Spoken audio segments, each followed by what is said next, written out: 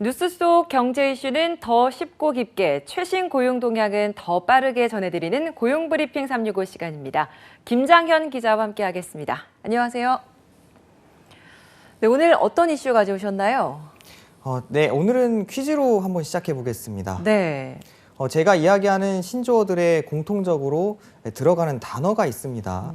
혹시 어떤 단어인지 한번 맞춰보시겠습니까? 네, 신조어 제가 좀 약하긴 한데 한번 맞춰보겠습니다.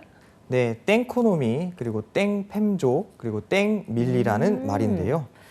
아, 그 정도는 알죠. 펫코노미, 펫팸족, 그리고 아까 뭐라고 하셨죠? 펫밀리, 맞죠? 네, 맞습니다. 네, 우리나라 그 반려동물 인구가 1,500만 명, 그러니까 우리나라 인구의 3명 중에 1명이 지금 반려동물을 키우고 있습니다. 그렇다 보니 반려동물 산업인 펫코노미, 또 반려동물을 가족처럼 생각하는 펫팸족 등 다양한 말이 생겨났는데요. 특히 펫코노미는 미용, 간식, 사료 그리고 전용 호텔 등 반려동물과 관련된 산업인데 이 시장이 커지면서 연관된 직업도 급속히 늘어나는 추세입니다. 네. 떠오르는 반려동물 관련 직업 이슈픽에서 짚어봅니다. 네, 이 코로나19가 확산하면서 반려동물을 가족으로 맞이한 이들이 더 늘었다고 들었어요. 네, 지난해 집계된 국내 반려동물 양육 가구는 638만 가구로 전년 대비 47만 가구가 증가했는데요. 이를 인구로 환산하면 앞서 말씀드린 대로 약 1,500만 명이 넘는 숫자입니다. 네. 이미 1인 가구 증가와 고령화 등으로 반려 인구 증가 현상이 나타나고 있었는데 코로나 팬데믹이 이 현상을 가속화시켰다는 분석입니다. 재택근무와 같은 언택트 라이프가 일상화되고 코로나 블루로 인한 스트레스와 우울증이 늘면서 반려동물과 함께 여가 시간을 보내는 이들이 늘어나면서 반려동물 입양을 선택하는 사례가 늘고 있는 것입니다. 네, 반려 인구가 느는 만큼 관련 지출도 늘어날 수밖에 없는데 키우지 않는 분들은 사실 체감하기는 좀 어려울 것 같은데 실제 이 관련 시장 규모가 어느 정도 성장하고 있나요?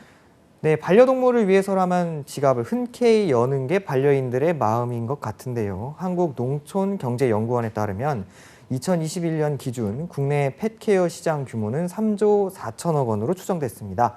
우리나라 반려동물 시장 규모는 2027년까지 6조 원까지 커질 것이라는 전망인데요.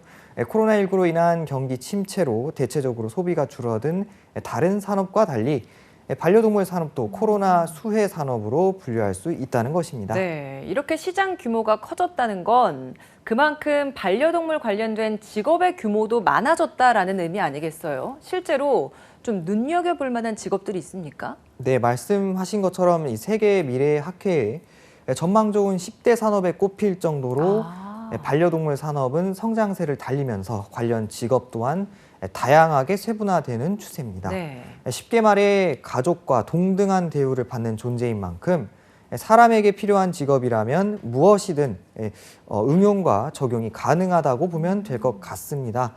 전통적인 직업인 수의사 그리고 반려동물 미용사, 훈련사는 이미 잘 아시겠고요. 그쵸. 또 최근에는 펫시터 그리고 도그워커, 동물 매개 심리 상담사, 펫 용품 디자이너, 펫 푸드 요리사, 펫 포토그래퍼, 반려동물 장례 지도사 등 신종 이색 직업들이 뜨고 있습니다.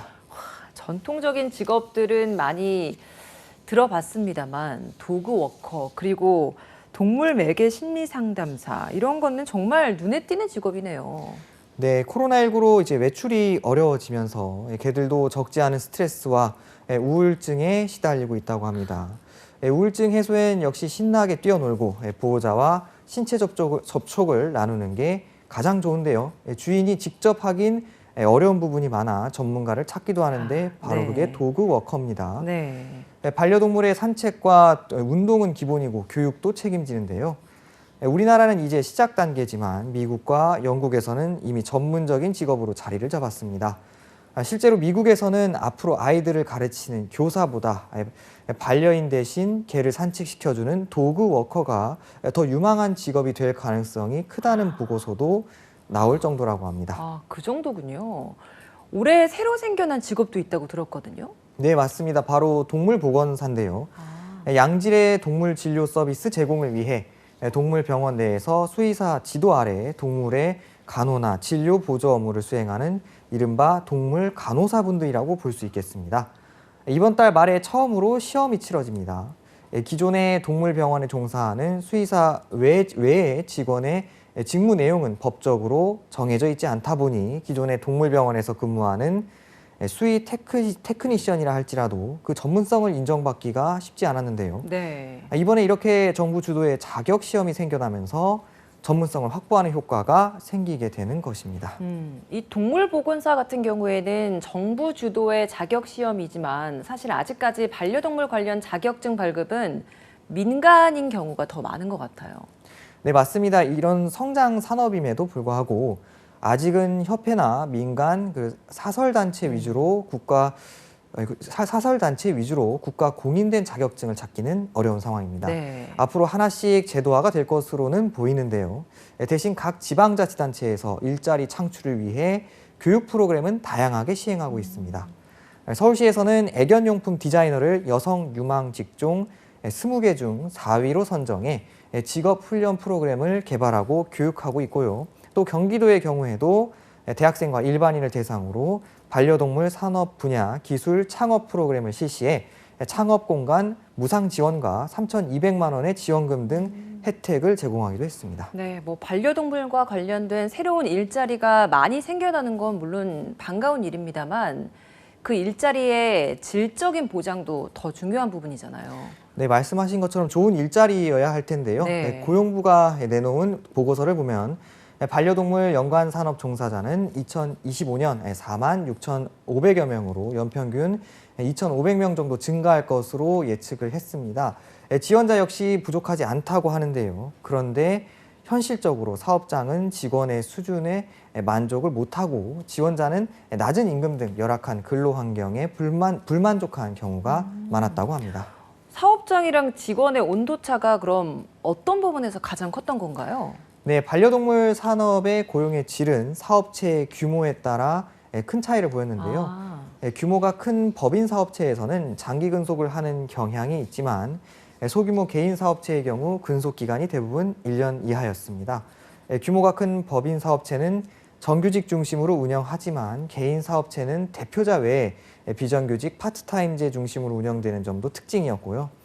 반려동물 연관 산업은 대부분 소규모 업체 중심이어서 고용의 양과 질이 저조한 상황이었던 것입니다. 네. 한컷 이슈 어떤 소식 준비하셨나요? 얼마 전 강화된 규정이라 모르시는 분들이 많을 것 같아서 한번 들고 나왔습니다. 네. 지난 11일부터 반려견과 외출할 때 목줄이나 가슴줄 길이를 2m 이내로 해야 하고 어기면 최대 50만 원의 과태료가 부과되고 있다는 것을 혹시 알고 계시는가요?